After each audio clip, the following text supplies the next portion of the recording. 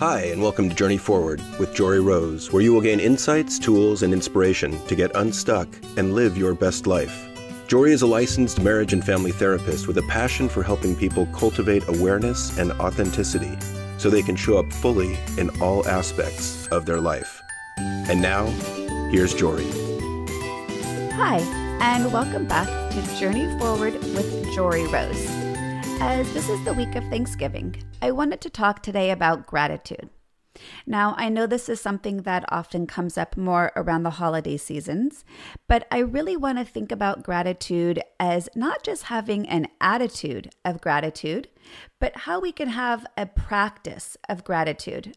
Again, not just during the holidays, but all year long. So I invite you to think for a moment of what does gratitude mean to you? When you think about being grateful for something, what is it that normally comes to mind? So go ahead, just think for a moment. Maybe when you think of gratitude, you think about the tangible things you have, like your home, your clothes, your car. Maybe it's something more spiritual, like the connection you have to a higher power or a higher being or your community. Maybe when you think of gratitude, you think about your relationships, the people in your life. Maybe it's something more physical having to do with your health. Maybe gratitude can be regarding your safety and security and where you live. Maybe gratitude has to do with having an awareness practice. Maybe gratitude is having the ability to have free choice and free will in your life. There are so many different areas in which gratitude can come up. And yet, I think we often overlook it as a really, really powerful and really tangible practice towards creating long-term change for our health and overall happiness. So I want you to think about a couple of things as you listen to this today, and I'm going to end our episode with a short gratitude meditation. But I came across a phrase a couple of years ago that I really want to help it go viral. I want it to take off as a more common use phrase. Again, not just at the time of Thanksgiving, but something we could embody as a practice all year long, because I love this phrase so much. And the phrase is Thanksliving. So think about that for a second. When you hear the word or the phrase, I guess maybe it's not really a phrase since it's just one compound word, but Thanksliving instead of Thanksgiving. So what would that difference mean to you? You know, I think when we think of Thanksgiving, we are giving thanks for what we have, for the people in our life. But when I hear Thanksliving, I embody that gratitude, that thankfulness. It's not just something I'm saying or doing, it's something I'm being. So that's the direction that I want to take today's episode is how can you actually be grateful and not just have gratitude? The reason this is important is because of what we know with neuroscience and what it tells us of how we can rewire our brain, how we can create new habits and patterns so that we can actually have long-term change. And the way that we need to do that is through what's called experience-dependent neuroplasticity, which is a fancy way of saying we have to actually do something different for something different to happen. So this idea of Thanksliving and making this a year-long practice, I think can have phenomenal results, again, for your overall health and happiness. So why does gratitude matter? So maybe we can just start there. Gratitude, as we know from research, has so many positive benefits. So I'm going to go through a couple of them. Maybe you know them, maybe you don't, maybe they're reminders, but let these reminders be your why for why we practice this. Having gratitude is a natural mood booster, and it's almost like a natural antidepressant because when focusing on gratitude, your brain is going to promote more dopamine and serotonin, which is the natural feel-good chemicals that our brain produces. So Our brain literally responds in a positive way every time we focus on something that we're grateful for. By doing this, we are literally turning up the volume on positive emotions, such as happiness, contentment, joy, pride, hope, friendliness, compassion, empathy, and so much more. What are some of the other emotions that you really feel good when you're experiencing? Think about what those are. Gratitude will help you achieve those and help you stay in that frame of mind. Just the way that gratitude turns up the volume on positive emotions, it also turns down the volume on the more difficult emotions we often experience, such as depression and anxiety. And research even shows that gratitude can neutralize emotions such as envy or hostility or worry or even just being irritated. So think about your emotional being. And because we know from neuroscience that we have a negativity bias, our brain is going to be drawn into focusing on the negative. Here's where gratitude is really important, because through awareness, we can have the awareness that we're focusing on the negative. And with that awareness, we can make a choice and therefore a shift. And that shift can be to choose to reside your mind's attention into something positive. And that positivity that we can focus on can be your gratitude practice. It could be whatever you're experiencing in this moment that makes you feel good. Something that you're grateful for. And I know sometimes when you're in a really dark place, it really is hard to sometimes find what you're really grateful for. Well, let me remind you that as long as you're breathing, there's more right with you than wrong with you. And at the very, very, very least, you've got your breath. And that is something to be grateful for. I'm also going to have in the show notes a document that I found, I believe, off HuffPost that I've adapted quite a bit, but I've cited where it came from, of a list of 100 things to be grateful for. So if you ever can't remember what you're grateful for, this list you can download is a really, really great reminder of some of the things to focus on. And I'll go over some of those at the end. So let's go back to what the science says about gratitude. We talked about how it can turn up the volume on positive emotions, turn down the volume on negative or difficult emotions. And I qualify that because I don't like naming emotions as positive or negative. I think they're all natural emotions, but there clearly are emotions that we have a preferred desire to reside in, and obviously the emotions that are a bit more challenging for us to experience. So gratitude can help us stay in the frame of mind of the happiness, contentment, joy, pride, the ones that are going to produce more of those positive chemicals in our brain, that dopamine, that serotonin. So aside from what it's going to produce in our brain, what we're going to be able to experience in our emotions, gratitude also has many health benefits. It actually gives a boost to your immune system. It can lower your blood pressure and even help you get better sleep. So if you have a hard time falling asleep at night, try letting that be the time of day that you really try to hone in on your gratitude practice, maybe before bed, writing down 3 to 5 things that you were grateful for in that day.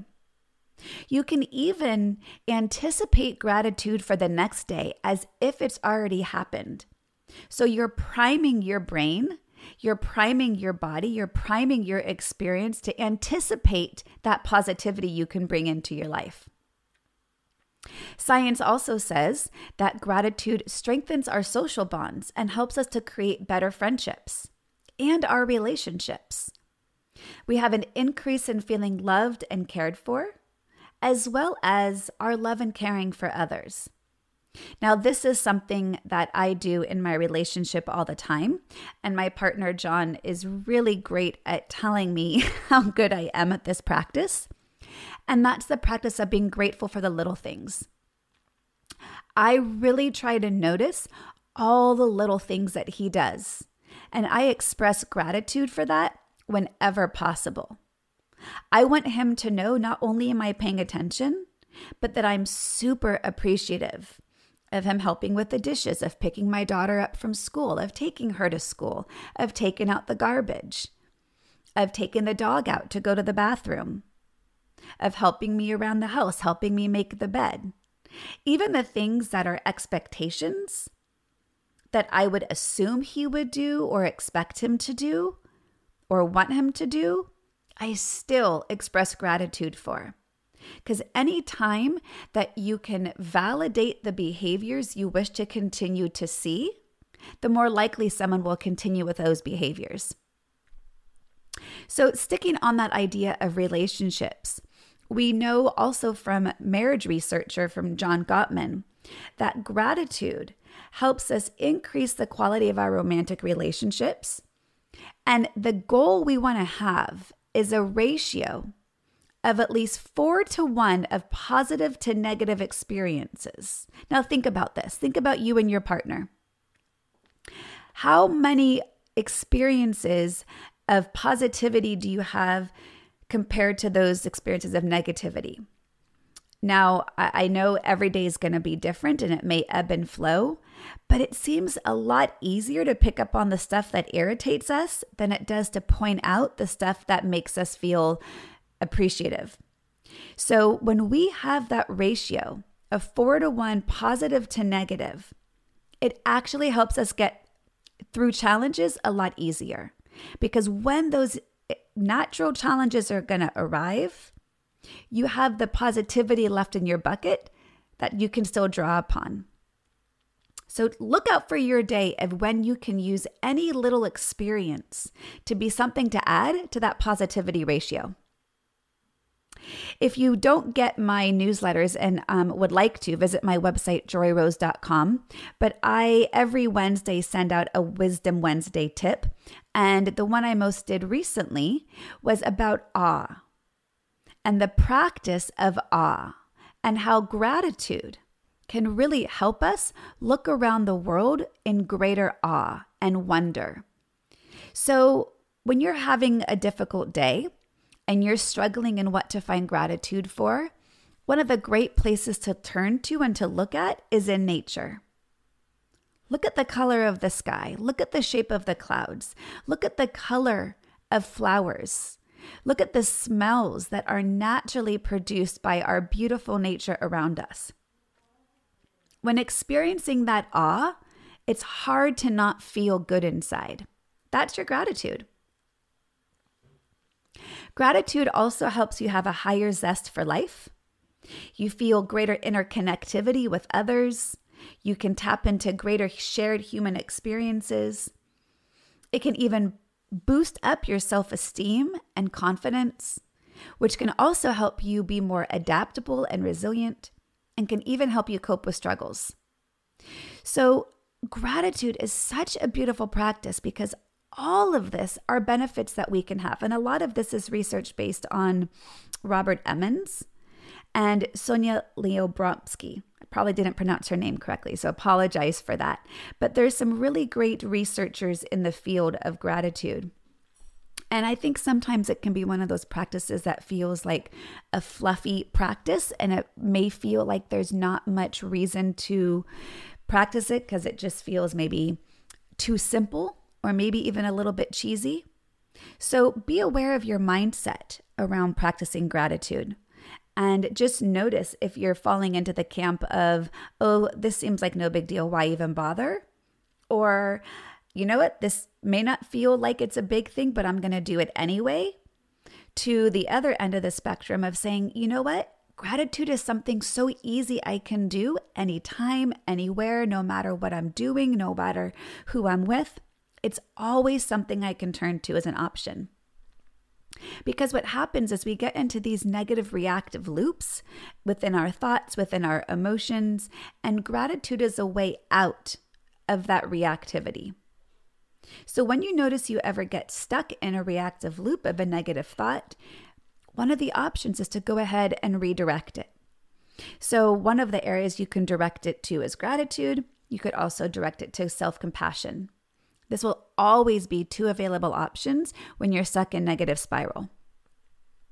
Even when you are in that place of gratitude, it can help bring you further into the present moment, because what happens is when we're in that negative reactive loop, we're often ruminating on the past, or we're fearing or having anxiety for the future, and gratitude can serve to bring you back to the here and now, to notice what's arising around you. So I mentioned that Robert Emmons is one of the prominent researchers in the field of gratitude. And he suggests asking yourself the 3 following questions. So if you have something you can take notes with, I encourage you to go grab something, hit pause, or maybe even pull up your notes section on your phone. But I'd like you to consider the following 3 questions.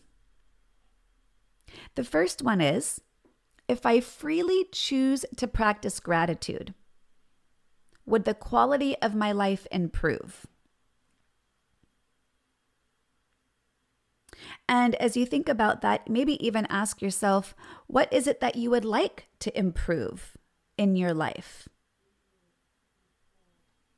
The second question is, would my self-esteem improve? Would I feel better about myself? Would I stop having such negative thoughts or seeing myself in such a negative light? And the last one, would I be less miserable and more effective and energetic?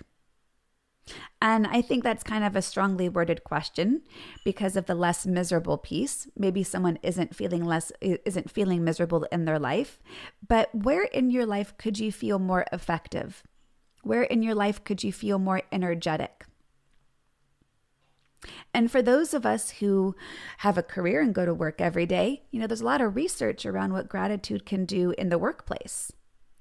And this is something that I have done workshops for in different corporate offices and corporations, and being able to have more gratitude in a workplace environment not only is going to increase productivity and efficacy in someone's work, but it's going to also strengthen the ability to want to work as a team and help each other out. If you are really grateful for what your coworker is doing, they're much more likely to help you out if you need some help and you were to go ask them. If you were someone who never acknowledged the work that they were doing, and then you went to go ask them for a favor, they might not be as inclined to want to help you out there. Another thing that when I do gratitude in the workplace, I often will advise who's ever running meetings, whether it be a manager or a boss or a project manager, to start off a meeting by asking the team, let's first focus on what is going right. What has everyone already accomplished today or this week? It seems so often that when people start meetings, they go directly to the to-do list and what still needs to get done or what's not working well. So I'd love to help you reframe that into having meetings begin by what has gone well today. What can you be proud of? What are you grateful for what you've accomplished? This is something you can even do at home with your families around the dinner table. So I want to share a couple of examples that I've seen throughout the years where gratitude has really, really played a big piece in people's shift in awareness. And one of them was years ago as I was leading a mindfulness class. There was the week on gratitude. And there was an older gentleman who, at the end of the gratitude meditation that I led, he was very teary-eyed. And he said, this morning I got into a really big argument with my wife, but I'm so grateful I have her to argue with. And I love that reframe that he shared, because that is where gratitude can be a beautiful antidote to anger or frustration. And notice that the gratitude didn't take away from what the argument was about. But what the gratitude served to do was calm down his emotional brain and help him see more clearly what he was grateful for. And what he was grateful for was his wife. And if he was going to have to argue with someone, at least it was with her. And that's where it turns down the volume on those difficult emotions, the depression, the anxiety, the anger, the irritation, the frustration. It's a really, really beautiful practice. And another example I like to share is one that kind of relates back to the seeing things with awe. Years ago, when I was teaching mindfulness to kids in a classroom setting, I had taken a group of fifth graders outside on the porch of their classroom to look around as if seeing for the very first time. And the reason we did this was to have the mindfulness practice of beginner's eye, right? To see things clearly without expectation, without attachment, without judgment, without unawareness. And the school setting was really beautiful, up on a hill with beautiful surrounding of hills and a golf course and a mountain and just beautiful nature. And there was one girl who had been there since preschool. And she said, "I've never noticed the view." And while in my head, I was thinking judgmentally, like, how could you not notice this? You've been driving up and down this hill for 6 years. Of course, I didn't say that. But what I did say to her was, now that you see it, you'll never not see it again. Because that's what awareness and gratitude can do for us. It can help us shift how we see things, and that's going to last really long term. So back to this idea of Thanksliving. How can you live in a greater space of gratitude? Because again, our habits, our patterns, our negativity bias are going to want to draw us into that negative reactive loop of judgment, of criticism, whether it's of ourselves or onto others or a situation. And gratitude can serve as an embodied practice to get present, to get aware, and to focus on the positive. And this ability of rewiring our brain by focusing on the positive is really what the root of Dr. Rick Hanson's work is all about. And if you haven't read any of his books, I highly, highly recommend them. He's got 3 great books that have been out for a while. He may have more now, but his early ones, the first one's called Buddha's Brain. And that's where he talks about the interweaving of psychology, Buddhism, and neuroscience. And his other books, one is Hardwiring Happiness, and the other one is Just One Thing. And he's also got a newsletter titled Just One Thing. And the just one thing he's talking about is, what is the one thing you can focus on in the present moment that you're grateful for? Because that just one thing can be the ability to rewire your brain towards being happier. So I'm never someone who likes to set New Year's resolutions because I think we can create intentions on a daily moment-to-moment basis. So I invite you to not wait to New Year's to maybe start thinking about what you can do differently. But I do invite you to look at this time of year of the holiday season, and when we're talking a lot about gratitude and Thanksgiving, how can you actually, instead of just give the thanks, how can you live the thanks? What would change in your day-to-day life from residing in that place of gratitude, of appreciation? It goes back to those questions that Robert Emmons asks. What might change? What do you think could happen? If any of you have not seen it, I highly recommend the Netflix special titled Heal, H-E-A-L. It's about how we have the power of our mind to heal our bodies. And there's a lot of scientific backing of the strength of the power of our mind in both the positive and negative way. One, in how it can affect our health negatively, and on the converse side, how it can affect us positively. And one of the things that they did talk about was the practice of gratitude. And I loved the description they gave. They said, we often say thank you after we have received something. So when we say thank you, our brain is processing it as if we've already received it. So when we're saying thank you prior to receiving something, having your gratitude practice be an anticipatory gratitude, Our brain doesn't know the difference that we haven't already received it. So we're gaining the benefits as if we've already received what we're grateful for. So the mind is so powerful on its nuances of what we're able to take in. So just really use your mindful practice of the awareness of where your mind's attention is resting and ask yourself, how is this serving me right now? Again, if you're stuck in that negative reactive loop, just notice that. Don't judge that you're there. That judgment's going to put you right back in the middle of that spiral. But use the awareness to say, how can I shift my mind's attention to get out of this loop? What can I turn to? And remember that gratitude is always an option. So you can really have a living of thanks, not just giving it when you receive something, but living it and embodying it as a daily practice. So as I said, I have this list of 100 things to be grateful for. And there are some of them that as I look through, I just smiled and laughed because it's just so true. One of them that really stands out to me is when you cut open an avocado and it's perfect. Like, you know that feeling when you just don't know what the avocado is going to be like, and as soon as you pull it apart, it's just pure perfection. That's something to always be grateful for. How about that smell when it first starts to rain? There's actually a word for that I can't think of at the moment. But there's that, I love that smell at the first fresh rain when the pavement just turns that just glistening. What about pulling on your pair of jeans and they fit perfectly? Talk about having confidence or just feeling good about yourself.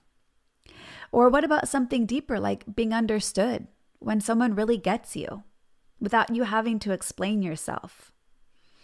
Or how about the gratitude of a perfect sunset?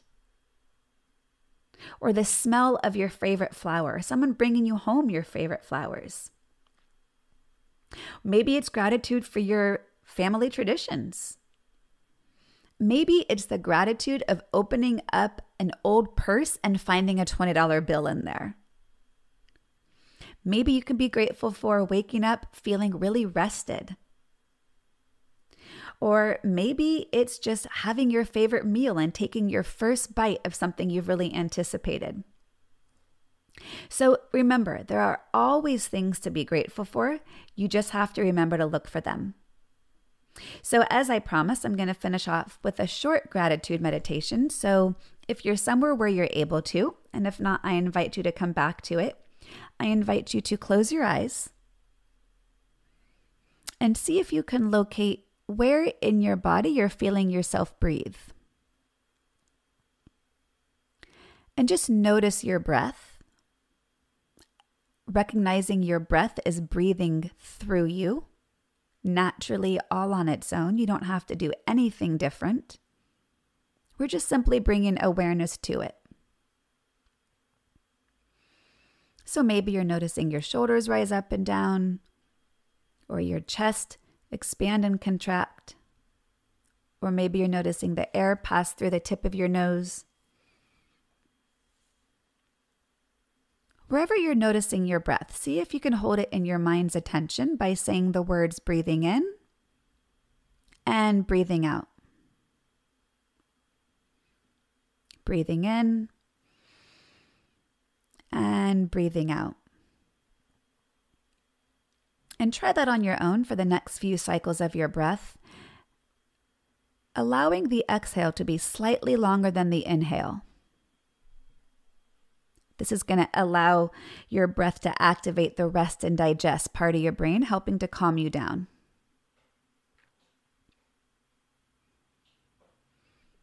And as you feel that exhale really beginning to relax you and draw you into the present moment, I invite you to imagine in your mind's eye something that you're really grateful for. Visualize it. Don't just think of a word that you might say, because the emotional brain responds more to visuals than it does words. So I invite you to see in your mind's eye an image of gratitude. Maybe it's a person, maybe it's a place, maybe it's embodying a memory.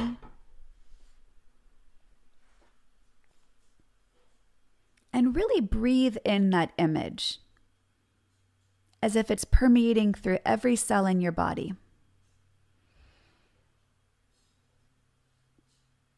And just notice how it feels to breathe in that gratitude.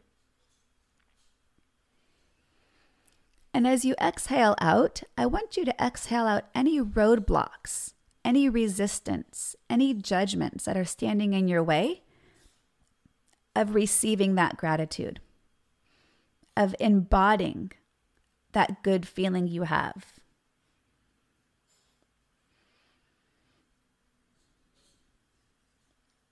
And just know that you can revisit this image, connecting it with your breath, helping it draw you into the present moment at any time, anywhere. So you can strengthen your gratitude practice every single day. So when you're ready, if you've had your eyes closed, I invite you to open them and just notice how you feel. Perhaps you want your gratitude to practice to be in the form of a morning meditation or an evening meditation, similar to what I just guided you in. Perhaps you want to take notes on what you're grateful for, writing it down in a journal or somewhere in your notes section on your phone.